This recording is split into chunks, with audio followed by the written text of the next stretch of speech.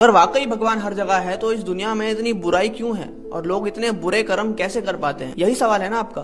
तो आइए इसको समझते हैं, लेकिन उसके पहले हमें यह समझना होगा कि भगवान है कौन। तो अगर हम वेदों से या गुरबानी से इस बात को पूछे तो एक सरप्राइजिंग सा जवाब मिलेगा कि भगवान ना कभी किसी से प्रसन्न होता है और ना ही किसी से नाराज होता है। भगवान इमोशंस में बंधी हुई कोई एंटिटी नहीं है। निर्भव निर्वैर मतलब वो ना किसी से कोई दुश्मनी रखता है, ना ही उसका किसी से मोह है या अटैचमेंट है। अब अगर ऐसा है तो सवाल उठेगा कि इस दुनिया में लोगों के साथ इतनी अच्छी चीजें और बुरी चीजें कौन करवाता है।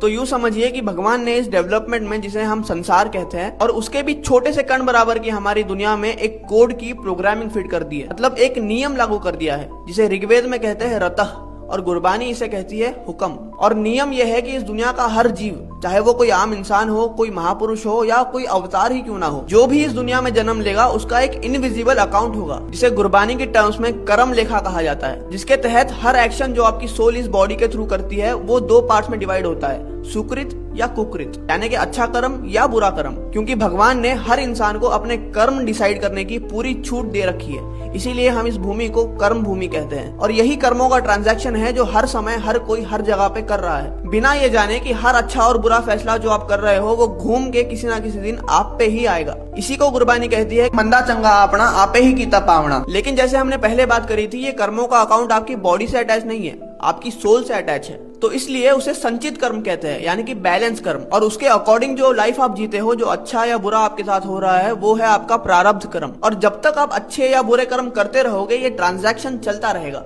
इसीलिए अध्यात्म का सारा ज्ञान आपको सिर्फ ये समझाने के लिए है कि वो प्रभु जिसने ये खेल बनाई है, जिसे हम अलग अलग नामों से पुकारते हैं, अगर हम अपने सारे कर्म उसको समर्पित करके करने लग जाए तब जाके वो निष्काम कर्म कहलाएगा। जिसका मतलब है कि वो आपके अकाउंट में ऐड नहीं होगा और आप अपनी सुख और दुख की साइकिल से मुक्त हो जाएंगे। क्योंकि दुख जितना बुरा है, सुख भी उतनी ही बड़ी बॉन्डेज मानी गई है। लेकिन निष्काम कर्म करने के लिए आपको सुचेत होना पड़ेगा, कॉन्शियस होना पड़ेगा। और कॉन्शियस होने के लिए आपको भक्ति का, साधना का सहारा लेना पड़ेगा। लेकिन क्योंकि हमसे निष्काम भक्ति ही नहीं होती, हम समर्पण भी नहीं कर पाते और अपनी सुख और दुख की साइकिल में अटके रह जाते हैं। इसी को भगवान की माया कहा जाता है।